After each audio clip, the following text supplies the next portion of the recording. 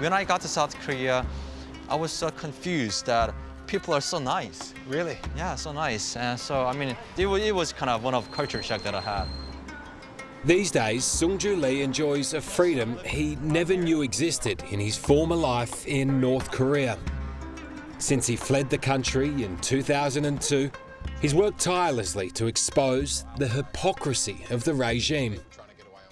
North Korea is a country for just 10% of total population.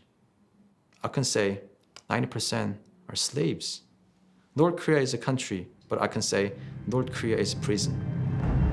The regime's brutality is notorious, and not just how it crushes any sign of dissent from within. In February, the world was stunned by the brazen assassination in Malaysia of Kim Jong-un's exiled half-brother Kim Jong-nam with VX nerve gas. For many, it showed just how erratic and ruthless the North Korean dictator really is. What do you think of Kim Jong-un? Well, international community keeps saying that Kim Jong-un is very unpredictable. He's very irrational.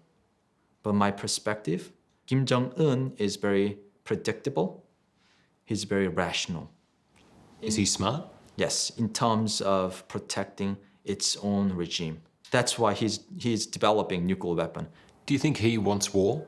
He will not attack the United States first. He will not attack South Korea first. But if South Korea and United States kind of try to use military option, then they will attack. With tensions rising, the US military has been stepping up its preparations for war. Just this week, there was a massive show of force by 3 aircraft carrier strike groups off the Korean peninsula, drawing the ire of Pyongyang. 2 kilometres from the North Korean border, we joined US Marines as they honed their shooting skills and went through drills for the possibility of chemical warfare. Well, we hear so much about the prospect of a nuclear attack. It's actually conventional warfare that's much more likely at first. Just over the border from here, North Korea has more than 10,000 rocket launchers ready and aimed at the south. And within the first few days of war here, more than 1 million lives could be lost. If war broke out tomorrow, are you guys ready to go? I believe we are. Regardless of the environment, these Marines need to be prepared for everything. Colonel Maura Hennigan is the Combat Logistic Regiment's commanding officer. The Marines that are here today are working actually at their basic infantry skills.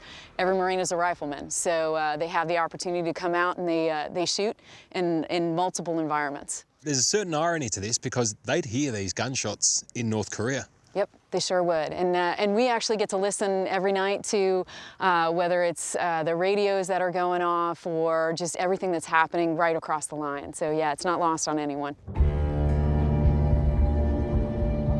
With tensions on a hair trigger, there are fears the region could be tipped into an accidental war. We've come to South Korea's Yeonpyeong Island, just 10 kilometres from the North Korean mainland.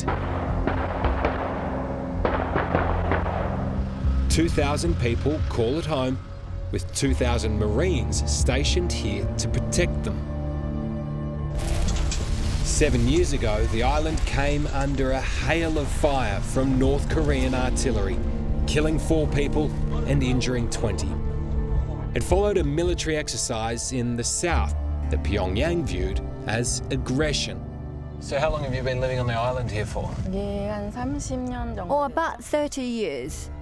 For local guest house owner Song Yong-ok, it was the most terrifying day of her life. The whole town was just covered in black smoke, and it was a sea of fire. It was catastrophic. It sounds like it really had an effect on you. Yes, it did. Not just me, but all the townspeople.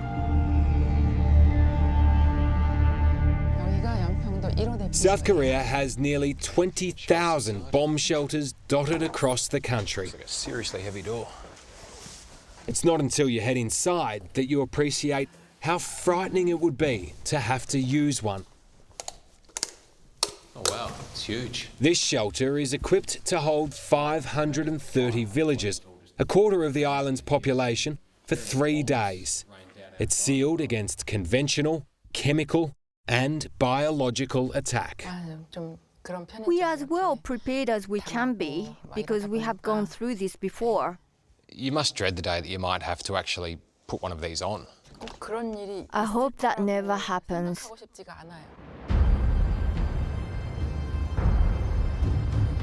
We've heard so many threats from Kim Jong-un and Donald Trump. Does that make you worry sometimes about your safety here? I don't feel completely safe. Kim Jong-un and Donald Trump, I'm afraid to say it like this, but they are both a bit psycho. Neither of them seem like normal people to me. Kim Jong-un, our leader, is just doing the only thing that a small country, a tiny country with 25 million people, can do to secure its survival. Its only life insurance is nuclear deterrence. Hello. Alejandro Cardebanos is North Korea's unofficial spokesman outside of the Hermit Kingdom. He was my guide last time I visited North Korea. This time, I have to catch up with him in Barcelona after the Spanish government slapped him with a travel ban. We declare there will be no world without Korea. If DPRK, if North Korea is attacked nuclearly by the United States, the answer will be nuclear as well. So you'll just destroy the world? Is the United States the one that will destroy it by launching a nuclear attack? Or North Korea? We just answer. In the moment that you launch 10 missiles that are equivalent to 1,000 bombs of Hiroshima and Nagasaki, who will survive in this world? Not Australian, not Spaniards, nobody in the United States. The world will end as we know it. But isn't that madness? The madness is the United States to try to conquer the world and try to destroy other societies. The madness is to act as an emperor and the other countries serving that emperor and contributing troops and money for the end of the world. That's the madness. Coming up, this is effectively where the battle line is drawn. A warning to Australia. They will not be able to avoid the disaster. And uncovering the real North Korea. Behind all the politics, I've got to know the people, and they are a fantastic people. High five! Go! Yeah! It's really the only time on this trip where I don't have a minder sitting on my shoulder.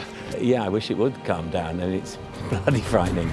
That's next on 60 Minutes.